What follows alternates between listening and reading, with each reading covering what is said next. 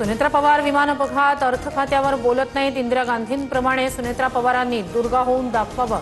गुंगी गुडियावरून हर्षवर्धन सपकाळ यांचं थेट आव्हान। गुंगी गुडिया वक्तव्याचे तीव्र पडसाद। मुंबईत राष्ट्रवादीचे कार्यकर्ते थेट काँग्रेसच्या कार्यालयात घुसले। हर्षवर्धन सपकाळ माफी मागा म्हणत कार्यकर्त्यांचा ठिय्या। पोलिसांकडून कार्यकर्त्यांची समजूत काढण्याचा प्रयत्न।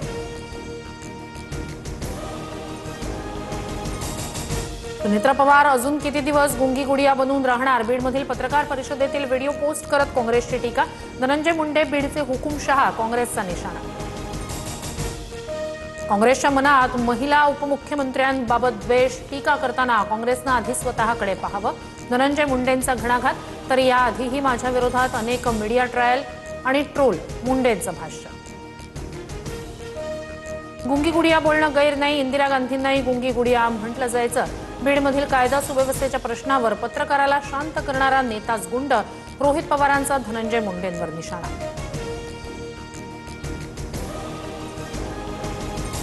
G20 इंधनाच्या मुद्द्यावरून अरविंद केजरीवाल आक्रमक। पंतप्रधानांच्या निवासस्थानाकडे निघालेला आपचा मोर्चा दिल्ली पोलिसांनी अडवला। G20 साठी ट्रम्प यांच्या दबावाखाली येऊ नका, केजरीवाल यांची मोदींवर टीका। मोहन भागवतांनी जंतर मंतरवरील आंदोलकांशी संवाद साधावा। संजय राऊत यांची संघ नेतृत्वावर टीका।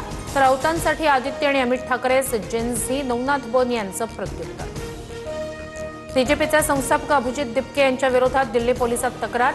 सोशल मीडिया इन्फ्लुएन्सर फैजान अन्सारीवर दिपकेंच्या माणसानं हल्ला केल्याचा आरोप। शहापूरमध्ये खड्ड्यांमुळे झालेल्या मृत्यूवरून पोलिसांनीच काढली TDR जवानाची अक्कल। तुमच्या मुलाला खड्ड्यात दिसला नाही का? पोलिसांनी नातेवाईकांना सुनावलं। 25 तासांनंतरही ठेकेदारावर गुन्हा दाखल नाही। दरम्यान पोलिसांनी आरोप फेटाळले। TDRF जवानाच्या कुटुंबियांवर शहापूर पोलिसांचं असं वक्तव्य दुर्दैवी। चौकशी करून संबंधित पोलिसांवर कारवाई करणार।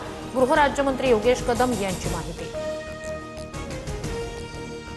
माजी गृहमंत्री अनिल देशमुख यांच्या अडचणीत वाढ। मनी लॉन्ड्रिंग प्रकरणात देशमुखांवरील खटला चालवण्यासाठी ईडीला राज्यपालांची मंजुरी।